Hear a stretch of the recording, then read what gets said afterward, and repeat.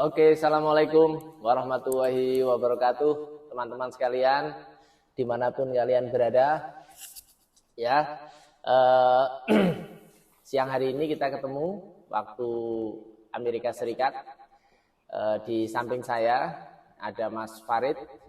Nanti kita akan ngobrol selama sekian waktu ke depan, dan ini kita kontennya direkam di sebuah alun-alun kompleks perumahan ya. Di belakang kita ini perumahan yang ada di Williamsburg, kota Williamsburg, state-nya Virginia, Amerika Serikat. Assalamualaikum Mas Farid. Waalaikumsalam Mas Arif. Terima kasih banyak udah diundang. Saya happy buat sharing apa aja deh yang pengen di-sharing. Oke. Jadi Mas Farid siapa lengkapnya ini namanya? Oh, nama saya panjang. Kebetulan saya kan dari Makassar tuh. Nama saya panjang, jadi nama lengkapnya Andi Muhammad Farid. Jadi, Andi Muhammad Farid. Ya. Oh ya, Andi Muhammad Farid dari Makassar, Indonesia. Yes. Jadi Mas Andi ini mahasiswa di The William and Mary University yang ada di sini. Nah, ini ada di fakultas apa, Mas? Sekarang saya ngambil Business School. Saya di Business School di William and Mary. Ngambilnya Master of Business Administration, MBA. Master of Business Administration, jadi S2 di sekolah bisnis, di fakultas bisnis di William and Mary. Bisa dijelaskan Mas, kok bisa sampai di William and Mary dari jalur beasiswa ya? Dari jalur beasiswa ini gimana? Mungkin teman-teman ada yang pengen tahu. Ya, kalau mau kuliah di US kan ada beberapa jalur buat, kalau mau biaya sendiri mah gampang, tinggal cari aja. Tapi buat beasiswa ada beberapa jalur. Pertama kan ada yang LPDP dari Kementerian Keuangan. Nah, kebetulan saya kan kerja di Bank Mandiri, salah satu BUMN kan. Nah, di BUMN juga banyak tuh beasiswa untuk menyekolahkan karyawannya. Nah, alhamdulillah Bank Mandiri, saya termasuk salah satu dari beberapa orang yang dibiayai buat sekolah ke luar negeri oleh Bank Mandiri. Jadi sampai di Amerika dibiayai Bank Mandiri. Terus kenapa Williamsburg? Saat itu kita sih di Bank Mandiri diberikan list beberapa universitas yang top 50 university di dunia untuk yang business school. Nah, kebetulan saya apply dan beberapa orang yang lain apply ke beberapa sekolah gitu. Salah satu yang saya dapat ya di William and Mary. Oke, sampai situ dulu. Berarti Mas Farid ini karyawan Bank Mandiri. Oke, sudah berapa tahun kerja di Mandiri? Sebelum sampai sekarang masuk Bank Mandiri 2011. 2011 berarti 12 tahun, 12 jalan lah ya. Nah, waktu mau ada program, mau ikut program beasiswa ini saingannya banyak. Yang saya tahu itu dari kan karyawan Bank Mandiri ada 40 ribuan. Ya. Kira-kira yang eligible dapat mungkin 1000 kali ya, 1000 atau 700, 800. Yang pokoknya daftar seputaran itulah yang eligible ya, kan dia saring gitu yang berkesempatan gitu. Dari itu di batch saya, di angkatan saya itu 28 orang yang berangkat. Oh, berarti dari sekian ribu yang lolos 28 orang. Iya. Itu tesnya bisa diceritain itu apa itu parameter bisa lolos tuh apa aja? Secara singkat. Secara singkat sih, pertama harus high performance ya, maksudnya sebagai karyawan harus capai target, harus bekerja dengan baik, nggak ada masalah gitu, nggak pernah dapat surat peringatan dan lain-lain. Kemudian habis itu kita dikasih tes esai gitu, suruh menulis esai apa yang kita akan lakukan setelah kita dapat sekolah misalnya.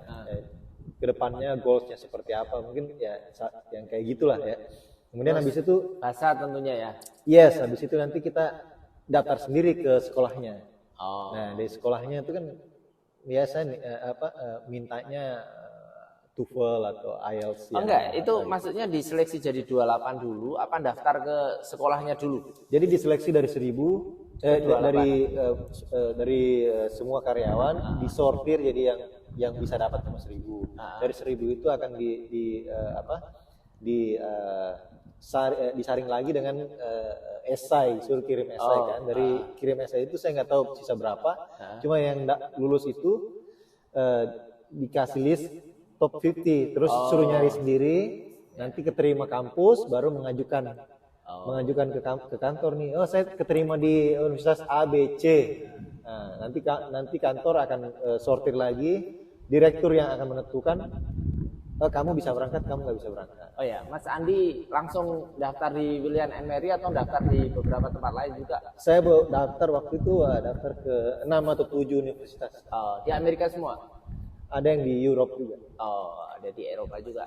Oke, kemudian pada saat sudah mendaftar, itu tesnya di universitasnya kayak apa? Di universitas sih cuma isi aplikasi aja ya. Maksudnya melengkapi dokumen aplikasi. Nggak ada tes-tes kayak nggak ada tes. Nggak ada tes yang karena bukan jalur beasiswa ya di universitasnya itu ya. Enggak, kebanyakan sih mereka cuma terima sertifikat tes gitu kan. Jadi kita tesnya nggak di universitasnya, tapi tesnya di luar. Contoh seperti tes bahasa, kita kan tesnya IELTS sama TOEFL. Nanti dapat skor, baru kita bisa kirim aplikasinya. Atau kalau business school biasa ada tes lain yang kayak psikotes atau tes matematika, tes bahasa, namanya GMAT atau GRE. Itu kayak kita tes kayak TPA lah bahasanya, mungkin gampangannya TPA lah kalau kita mau daftar PNS kan ya. Tapi itu kita tesnya di luar dari kampus. Nanti kita dapat skornya, baru kita kirim ke kampus. Dari kampus itu ada 4 dokumen yang kita harus lengkapi. Jadi penentunya itu tes TOEFL atau apa tadi satu? Tes TPA gitu kan ya, tes kemampuan lah. Nah, setelah diterima, lalu prosedur selanjutnya gimana? Ngurus visa? Yes, setelah dapat surat acceptance dari kampus kan saya kirim ke kantor kalau saya ya. Kalau PDP mungkin berbeda lagi tuh. Saya kirim ke kantor bilang kamu disetujui misalnya kan. Habis itu baru saya kemudian urus visa. Dan tidak sulit ya, karena sudah apply di universitas, berarti visanya visa pelajar ya? Yes. Visa student? Yes. Dan itu waktu berapa lama ngurus visanya itu? Ngurus visanya harus cepet ya, karena kalau udah dapet pembiayaan, misal kayak beasiswa gitu kan, ada penjaminnya. Ada penjaminnya, jadi ke embassy, US embassy-nya ngurus visanya nggak sulit, paling cuma yang lama cuma ngantri buat kita interview aja. Oke, kita singkat kata Bang Farid atau Mas Farid sudah sampai di Williamsburg. Kesan pertama saat masuk di Amerika itu gimana, Mas? Dari Indonesia nih, sama keluarga kan? Yes. Oh, dia ini sama keluarga, sama satu anak pas kesini. Dia punya 2 anak, yang satu lahir di Indonesia, yang satu lahir di sini. Nah, pas bareng keluarga, ini turun di mana dulu? Turun di DC, Mas. Oh, Washington DC. Yes. Ya. Setelah turun di DC, kesan pertama pas masuk di Amerika itu gimana? Pertama sih yang paling sih excited ya, kayak bersemangat gitu kan, ini pertama kali keluar ke Amerika. Terus ngelihat waktu itu saya dari bandara langsung ke Williamsburg kan 3 jam naik mobil kan. Dijemput sama orang kampus. Jadi waktu itu nggak sih kok jalan tolnya bersih dan gratis. Dan gratis. Transportasinya gratis di sini. Ada yang bayar, cuma kalau mau bayar ya kalau mau cepet bayar, cuma gratis pun bisa lewat ya, lancar lah. Dan bersih. Yang bayar sangat sedikit. Yes. Bersih banget, tertib gitu kan. Sampai saya ngelihat masuk di kota Williamsburg, itu kayak kotanya kalem banget. Ada tuh pas di jalan tuh ibu-ibu naik motor yang ngeriting ke kiri, beloknya ke kanan tuh sorry ibu-ibu, sorry. Nggak ada motor bebek sini ya. Ya, terus pada saat masuk di Williamsburg, kesannya kayaknya kotanya kayak kalem, asri gitu kan, bersih. tipikal kota kecil yang Oke. yang enak lah. Ya, kesan pertama sih nyaman ya. Oke. Nggak ngelihat macet. Terus pas masuk pertama di Unyu Universitas, itu kesan pertama gimana? Kesan pertama yang paling penting yang paling melekat di hati itu kayak bersih banget. Terus fasilitasnya sangat baik, terjaga.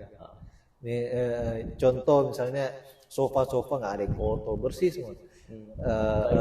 Toilet apalagi toilet kayak toilet hotel Ya. toilet hotel bersih. Ya itu salah satu yang kesan pertamanya ya. Fasilitas kayak teknologi semua udah advance, kayak udah tingkat tinggi lah terjaganya gitu sih. Terus dosennya? Nah, dosennya minggu pertama saya masuk kuliah, saya pikir kita kan bawa culture di Indonesia bahwa kita dosen itu di atas kita kan. Jadi kita harus manut, permisi. Pak, saya dapat culture shock ya, shock pertama. Ngelihat si mahasiswa lain dari Amerika manggil nama Ke dosennya? ke dosennya. Jadi langsung manggil nama.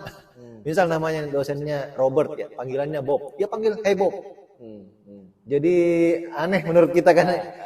Oh ini nggak hormat, ternyata budayanya di sini memang gitu. Setara. Iya, jadi mereka pikir setara. Bahkan Tidak feodal. iya.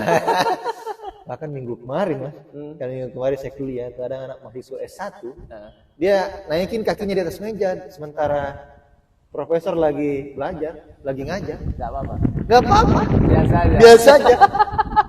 Saya Ya kalau manggil nama orang sih masih oke lah ya. Tapi Iya. kalau naik di atas meja ya nggak usah kita tiru. Iya nggak itu yang kayak gitu beda ya. Kalau panggil nama sih. Ya itu culture shocknya. Tapi profesionalitas mereka gimana? Sangat profesional. Contoh, misal mereka akan buka jam selain jam kuliah, misalnya kita kuliah dari jam 8 sampai jam 9.30, mereka akan buka jam-jam tertentu yang mereka akan duduk di kantornya mereka menerima mahasiswa yang datang. Apapun keluhan kita mereka akan terima. Jadi kalau mereka nggak ada di jam tertentu, misalnya dia working hours-nya adalah setiap hari Senin jam 1 sampai jam 3. Kalau dosen itu tidak ada di kantornya jam segitu dan mahasiswa datang dan mahasiswa melaporkan hal tersebut ke program office kantor administrasinya, si dosen itu akan kena teguran.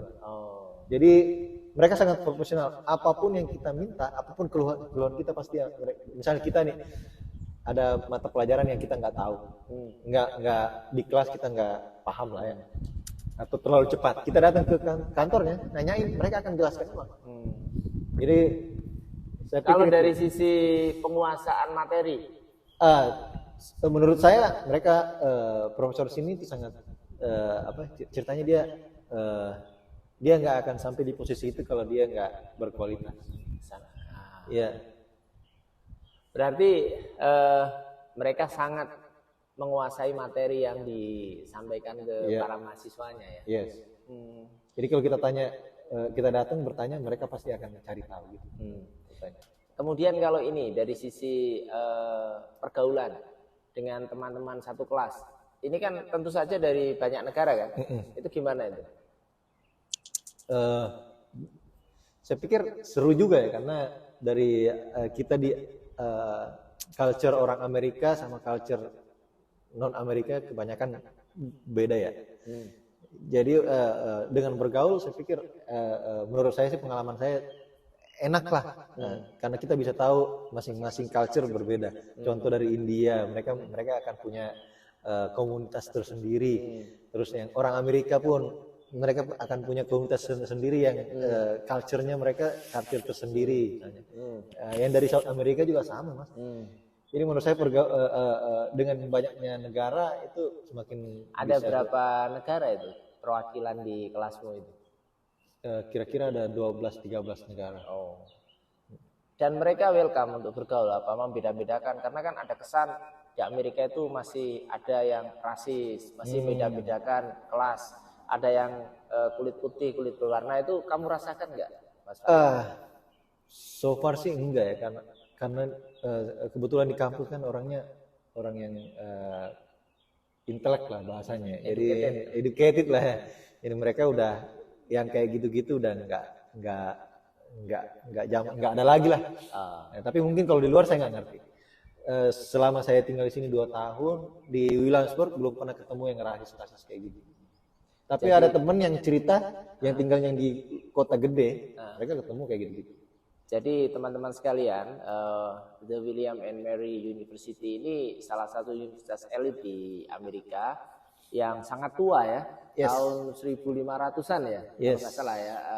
Berdiri itu tahun 1500, bayangkan 1500 itu zaman Majapahit itu, zaman Demak, pertama Demak hadir itu Portugis belum sampai ke Nusantara itu di era itu. Nah itu di sini di Amerika sudah berdiri kampus. Mungkin waktu itu Amerika belum merdeka ya, masih ada kolonial Inggris mungkin ya, itu. Dan William and Mary ini salah satu universitas yang melahirkan beberapa presiden Amerika. Jadi negara bagian Virginia ini salah satu negara bagian yang penting memproduksi pemimpin-pemimpin di Amerika. Nah, salah satu kawah candra di mukanya itu The William and Mary itu. Betul kan? Yes, yang saya tahu William and Mary itu kampus tertua nomor 2 di dunia, di Amerika. Nomor satunya? Nomor satunya Harvard. Harvard baru William and Mary. Ya langsung dibuka, langsung bahasanya diresmikan sama Raja dan Ratu Inggris William and Mary waktu itu. Oh, berarti mungkin Oxford, kemudian Harvard, terus William and Mary mungkin ya. Karena yang tertua kan Oxford kan. Yes. Terus gini, ini suka dukanya di kuliah di Amerika dengan keluarga ya. Ini sukanya apa? Sukanya dulu.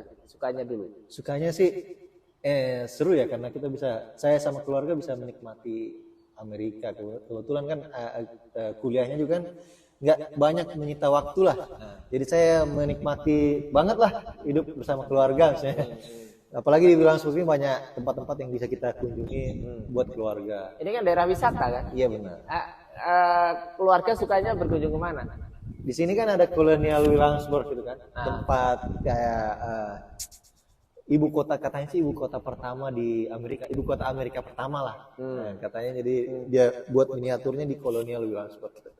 Kami sih sering jalan-jalan situ. Terus banyak juga kawasan-kawasan lain kayak taman-taman sini dekat. Iya, seru-seru kan. Jadi saya banyak menikmati waktu bersama keluarga. Dan di sini kayaknya banyak situs sejarah. Yes. Karena teman-teman sekalian, Virginia ini dulu pada saat perang kolonial melawan Amerika memang negara yang penting ya.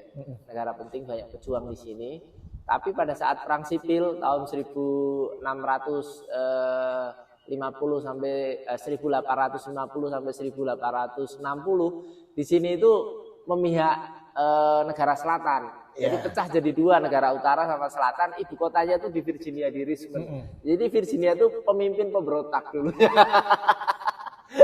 Iya. Itu salah satu catatan ya. Sehingga di sini banyak situs yang bisa dikunjungi dan merupakan daerah wisata. Itu sukanya. Yes. Dan dukanya karena kebetulan datangnya udah berumur ya. Enggak. Sekarang berapa sih usianya? Aduh, sekarang 35. Wah, baru 35. Tapi kan teman 17 tahun aja biasa.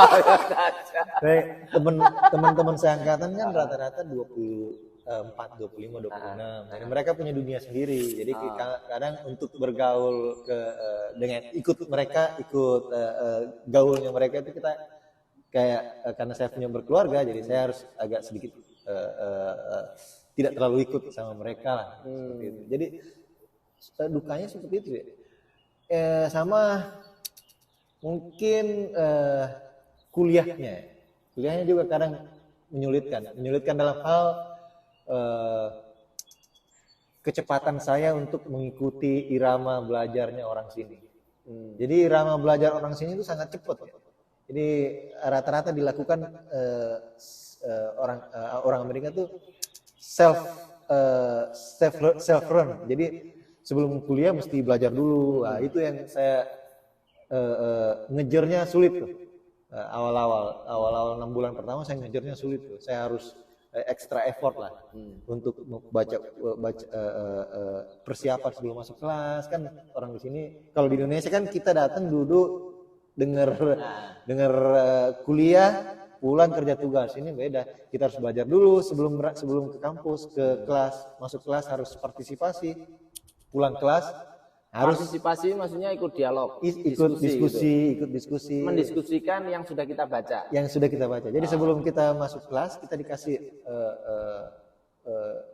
reading untuk kita baca. Oke. Ada kendala bahasa nggak di awal-awal? Awal-awal sangat besar, apalagi soal berapa persen dari yang diajarkan di kelas itu bisa ditangkap di awal-awal itu? Di awal-awal karena masih adaptasi ya, saya kira 30-40% lah. Begitu ya. Makanya saya awal-awalnya risih agak segan untuk datang ke dosen kan. Bilang saya nggak tahu. Ternyata pas saya pelajari kan orang sini kalau dia nggak tahu benar-benar datang ke dosennya. Saya nggak tahu nih. Nah, karena menurut mereka kalau studentnya nggak tahu, yang salah dosennya. Jadi mereka selalu datang ke dosennya. Berarti kalau mahasiswa bodoh, murid bodoh, yang salah gurunya. Yang salah gurunya. Jadi saya datang. Jadi setelah hal tersebut sering saya datang ke dosennya, bilang, Sir, I don't know this. Saya nggak tahu nih. Tolong dijelaskan ulang. Atau Sir, I cannot do this assignment. Saya nggak bisa selesaikan tugas ini karena saya nggak tahu. Nah, apa yang saya harus lakukan? Mereka akan kasih kita guidance. Jadi ya, tapi setelah 8 bulan, 7 bulan udah adaptasinya 7 bulan ya? 6 bulan begitulah, 7 bulan. Oke lah, ini sekarang udah semester berapa ini? Sekarang udah semester keempat, sudah terakhir. Jadi hanya 4 semester? Iya, master saya udah hanya ada 4. Gelar atau non gelar nih? Non gelar. Enggak, yang ada master. Ada gelar ya? Apa gelarnya ini? MBA nanti. MBA bro, MBA, oke. Terus ini rencana wisuda bulan ini ya? Iya, tanggal bulan 20 Mei. Ini kita rekaman ini tanggal 2 Mei, dia mau wisuda tanggal 20 Mei ya, 18 bulan menuju wisuda. 18 hari yes. Menuju wisuda. Kemudian itu kan kalau di kampus ya sukanya dukanya. Kalau dukanya dengan keluarga gimana? Kangen rumah, homesick. Kayaknya nih wajahnya anak mama, gimana? Kangen sama keluarga itu merasakan nggak, melalui nggak itu tahap itu? Kalau kebetulan saya udah merantau dari 15 tahun yang lalu, 14 tahun yang lalu kali. Jadi kalau kangen keluarga tinggal video call. Yang paling kangen adalah makanan Indonesia. Yang paling kangen makanan Indonesia. Apa itu terutama soto Makassar? Wah, banyak lah, udah. Ya disebutin dong. Mulai dari coto Makassar. Kalau di Jakarta ketoprak. Ketoprak ya. Bakmi ayam, wah. Emang di Amerika nggak ada itu orang jualan sate atau sate nggak ada. Guys, jadi di sini itu jangan bayangkan kayak di Indonesia ya, nggak ada tuh pedagang keliling itu. Kita sampai pusing kalau nggak masak sendiri ya beli di restoran, baik itu langsung maupun lewat online ya. Kalau online di sini namanya DoorDash. Kalau di Indonesia kan ojol ya. Benar ya? Iya, Gojek sama Grab ya, GoFood ya. Kalau di sini DoorDash. Terus ada nggak kesulitan-kesulitan lain yang dirasakan selama di Amerika yang mungkin penonton ingin tahu? Apa ya? Seru sih kalau menurut saya sih ya, kesulitannya kayak cari groceries, cari tempat yang nggak mahal gitu kan. Cari misalnya buat anak sekolah misalnya kan. Kebetulan anak saya belum sekolah tapi ada teman yang anaknya sekolah. Nah, itu juga kesulitannya cari tempat yang buat sekolah yang free. Nah, kebetulan di sini kan sekolah tuh untuk yang SD, SMP kalau nggak salah sih free ya. Sampai tapi SMA. Ya masuknya harus cari tahunya gitu. Terus cari cari tempat yang buat kita berteman gitu. Itu juga kita harus mesti tricky itu, mesti mesti hati-hati gitu kan, jangan sampai salah milih teman. Biasanya kadang-kadang juga kebanyakan sih orang sini individualis ya. Jadi kalau kita nggak berteman dengan baik, dia cuek aja. Tapi mereka tidak mengganggu kita. Tidak mengganggu. Sebaliknya kalau kita yang mengganggu. Kita ini sampai hari ini tetangga saya ini kan di komplek perumahan saya. Ini tetangga saya nggak tahu namanya. Kalau ketemu ya hai gitu aja. Iya benar. Nggak tahu namanya siapa, kerja di mana, kita nggak ingin tahu dan memang tidak perlu tahu ya. Yes. Kecuali kalau kita memang akhirnya berteman baik, akhirnya berteman baik, baru yang terbuka. Aku tuh di sini nggak merasakan ada kumpulan RT RW, ada yasinan, arisan itu nggak ada ya. Ada. Oke, kemudian ini kan sudah mau wisuda ya. Dari selama 2 tahun ini, apa yang udah diperoleh di Amerika dan nanti bisa diaplikasikan di Indonesia? Yang paling didapat apa? Banyak ya. Pertama networking. Saya alhamdulillah dengan sekolah di sini saya punya banyak teman, punya banyak network yang baru yang saya belum pernah ketemu selama saya di Indonesia. Mungkin dengan itu saya bisa jadi bekal saya buat nanti pulang ke Indonesia. Terus banyak juga tempat-tempat di sini yang sepertinya bisa kita bawa pulang ide-idenya ke Indonesia. Contoh, misal saya sama anak saya sama istri saya itu sering ke public library. Di public library itu apapun free. Maksudnya buat yang orang yang tinggal di kota ini misalnya, perpustakaan publik. Jadi di situ kita bisa bukan cuma bisa rental buku, kita bisa rental apapun, contoh mainan anak, perkakas, rumah misalnya, kayak board, kita bisa pinjam di situ, itu free. Terus mereka juga selalu nggak ada cas sama sekali. Kalau tapi jadi anggota dulu kan? Jadi anggota, tapi kan syarat anggotanya cuma untuk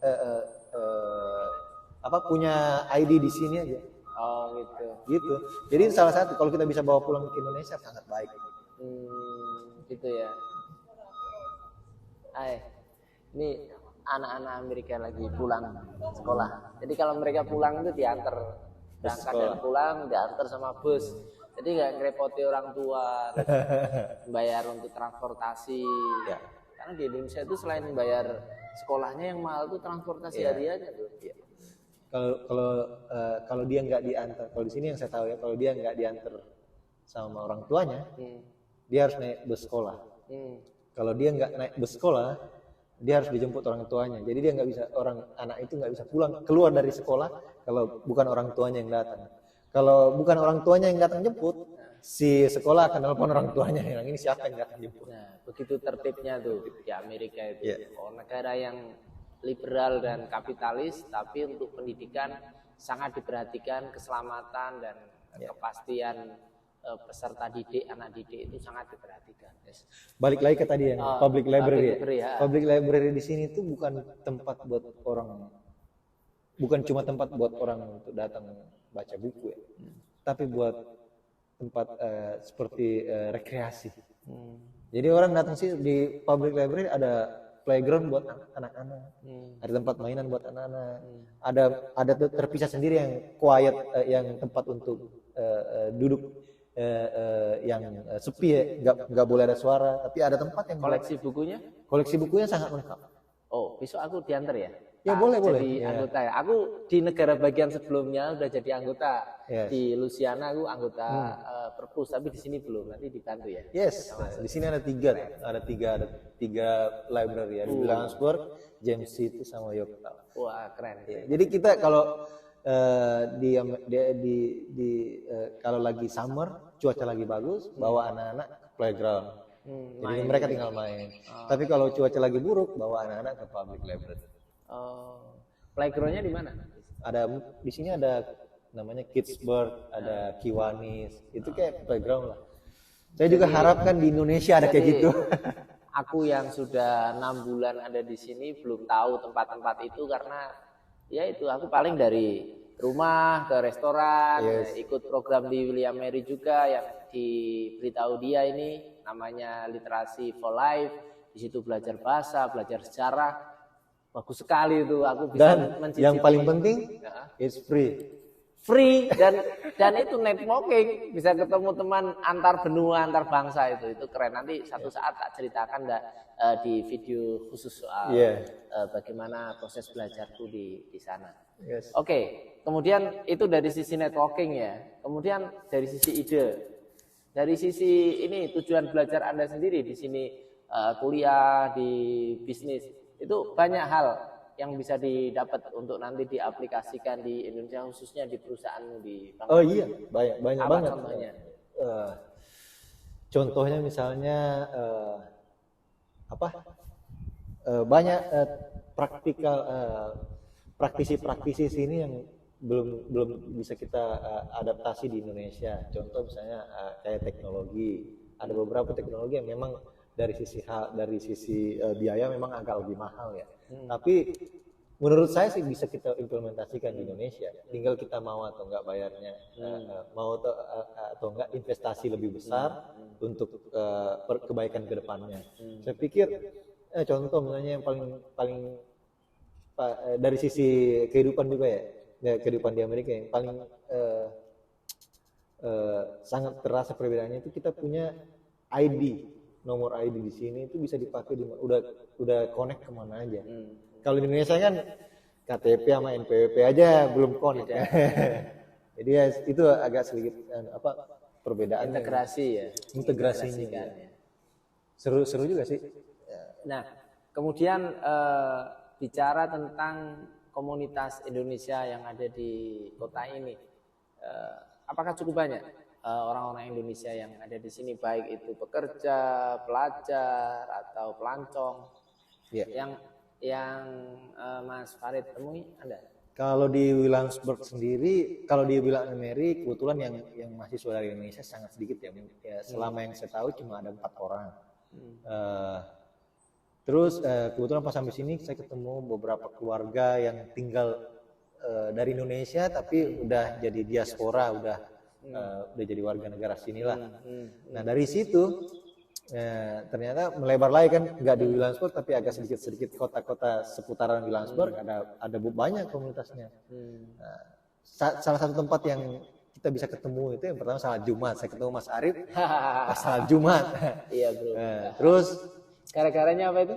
Gara-gara peci. Aku pakai peci hitam. Tapi sekarang pecinya udah gak muat karena kepalaku udah membesar seperti ini. Pecinya lepas terus kalau tak buat sujud, nggak tak pakai lagi. Jadi salah satu tempat ketemu itu di masjid. Terus saya pernah ketemu orang Indonesia ketika saya ke international market. Oh ya. Nyari Indomie di stand Indomie gitu. Di Fambres. Di Imart di Newport News. Jadi saya waktu itu ketemu di Newport News ada stand ramen lah. Di situ ada Indomie. Nah, waktu itu tinggal beberapa biji aja tuh Indominya. Ada orang Indonesia juga datang. Melihat saya kan bolak-balik ngambil 5 dan tanyain orang Indonesia. Iya. Nah, akhirnya kita ketemu, tukaran nomor HP. Akhirnya dari orang tersebut mengenalkan saya sama istri ke ibu-ibu Indonesia lah, emak-emak Indonesia. Di Williamsburg apa di Williamsburg, seputaran Williamsburg, Virginia Beach, Portsmouth, Suffolk, Chesapeake, seputaran situlah yang ke arah selatan. Oh, iya. Nah, akhirnya pas ketemu kami ini baru, mereka sangat welcome kalau ada orang Indonesia baru, apalagi ibu-ibu kan. Akhirnya saya join, akhirnya kita ketemu banyak orang Indonesia. Nah, di Virginia sendiri kan agak jauh tuh, DC sama Williamsburg 3 jam. Di DC lebih banyak lagi. Iya, aku pernah ke sana, Bro. Aku itu baru 2 minggu beli mobil di sini, langsung nyetir sampai DC. Temanku di rumah nggak bisa tidur. Wah, ini selamat nggak? Orang nekat nih. DC itu 3,5 jam dari sini itu kita nyetir bolak-balik 7 jam. Iya. Aku ke Gedung Putih waktu itu. Iya, nah di DC lebih banyak lagi. Komunitas mahasiswa di DC lebih banyak lagi, ada mungkin 50-100 ada kali. Aku juga beli ini masakan Indonesia di ini restoran mobil itu loh. Yes. Apa istilahnya? Food truck. Food truck ya, di food truck di dekat Gedung Putih itu ada food truck. Itu Masakan Padang. masakan Padang. Terus kalau kita main ke mana itu namanya seafood, kan ada pasar seafood itu di DC. Itu yang jualan orang Indonesia banyak banget di situ jadi karyawan. Jadi gitu. Jadi kalau mau nyari komunitas Indonesia sebenarnya di semua tempat di Amerika pasti ada tuh. Tapi nemunya itu yang agak kadang. Oke, karena ini kita dibatasi durasi, ini pertanyaan terakhir dulu. Apa pesan Bro Andi, Mas Andi Farid kepada teman-teman yang ingin belajar di Amerika khususnya lewat jalur beasiswa? Silahkan. Yang paling pertama mungkin kuatkan tekad ya. Pasti butuh kerja keras. Pertama mungkin butuh modal kerja keras yang kita harus cari, harus belajar baik untuk dapat skor tes yang bagus. Kemudian kita belajar untuk cara bikin esai yang baik. Mungkin yang kedua baru kita pikirkan bagaimana caranya untuk cari modal, karena untuk ikut tes kan butuh biaya gitu kan. Untuk tes TOEFL saya pikir kalau nggak salah 2,5 juta kalau nggak salah ya, sekali tes. Itu butuh tekad yang kuat gitu. Karena kadang-kadang skor berapa minimal? Kalau TOEFL yang saya tahu 6,5 udah bisa dapat. Tapi kalau 650 6,5. 6,5. TOEFL IELTS 6,5. Kalau TOEFL saya lupa. Kalau saya pakai 550 kayak. Ya mungkin 550 saya lupa. Pokoknya yang saya tahu IELTS. Saya pakai IELTS. Makanya saya pikir butuh kerja keras. Karena kadang-kadang kalau kita udah tes dapat skor yang baik, kita jadi putus asa. Saya pikir pengalaman saya dan teman-teman itu butuh beberapa kali tes, Andi berapa kali tes? Saya tes IELTS 2 kali kalau nggak salah. 2 kali ya. Tes Pertama GMAT, gagal, yang kedua dapat skor 6,5 itu ya. Tes GMAT saya 4 kali 5 kali lah. Oh gitu. Jadi udah hampir 2 tahun 3 tahun mengejar. Sekali langsung. Yes. KO.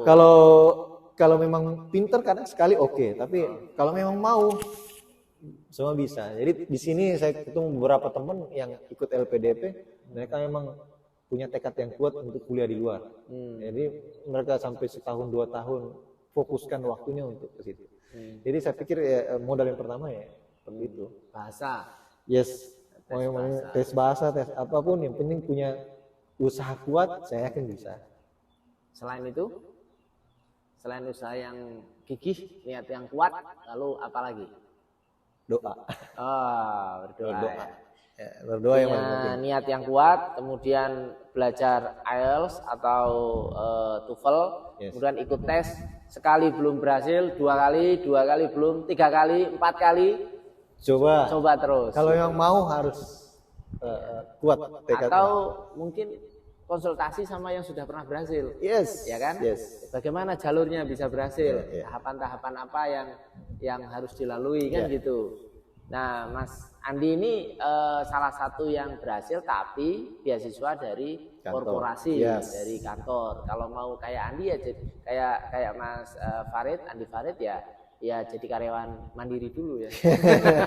Atau kalau enggak bisa ikut LPDP, banyak kok. Iya, banyak. Beasiswa itu banyak dan Anda bisa cari. Yang penting ada faktor usia juga ya, batasan usia ya kayaknya. Saya kurang tahu ya. Tapi mungkin ada. Mungkin ada. Ya, itu mumpung masih di usia 20-an, 30-an itu dimanfaatkan kesempatan itu dikejar. Pasti dapat kalau memang sungguh-sungguh. Yes. Kalau memang sungguh-sungguh ya sekian 99% kalau memang niatnya kuat dan tidak pernah putus asa ya insya Allah dapat. Insya Allah dapat. Insya Allah dapat. Oke, terus ini yang paling terakhir. Setelah Anda nanti lulus dari sini, dulu sebelum ke sini posisinya apa di Mandiri? Posisinya masih profesional staff lah, tim leader ya. Oke, nanti sepulangnya ini posisi apa yang menanti? Belum tahu, insya Allah semoga dapat promosi. Insya Allah, tapi promosi belum tahu. Ya. Nanti sampai di Indonesia kali baru tahu. Oh iya, kita doakan yang terbaik untuk Mas Andi Farid. Tapi biasanya lulusan Amerika sih dapat apresiasi bagus ya. Insya Allah. Karena kan masih sangat sedikit ya, masih sangat sedikit. Apalagi ekonomi Indonesia kan kiblatnya ke Amerika termasuk perbankannya. Mungkin Mas Andi akan kita doakan bareng-bareng dapat posisi yang bagus lah. Amin, amin. Berarti nanti setelah ini wisuda langsung pulang? Langsung pulang. Saya nggak ada teman dong. Oh, jangan gitu dong, banyak. Nanti banyak, insya Allah kan udah tahu networknya. Oh, iya. Oke. Baik teman-teman sekalian, itu kita waktu sudah 40 menit ya, cukup saya kira. Itu obrolan kita dengan Mas Andi, pemuda asal Makassar yang merantau ke Jakarta menjadi karyawan sebuah bank BUMN, kemudian dapat beasiswa dan belajar di Amerika selama 2 tahun penuh, ya, lurus, istiqomah, tidak belak-belok, akhirnya lulus dengan semua pengorbanan yang tadi sudah disampaikan, dan pengorbanannya terbesar adalah terpisah dan puasa dari makanan Indonesia. Demikian yang bisa kita obrolkan. Mas Andi, terima kasih sekali sudah menyempatkan waktunya. Terima kasih, Mas. Mudah-mudahan nanti kita ketemu di tanah air. Insya Allah, insya Allah. Begitu teman-teman. Assalamualaikum warahmatullahi wabarakatuh.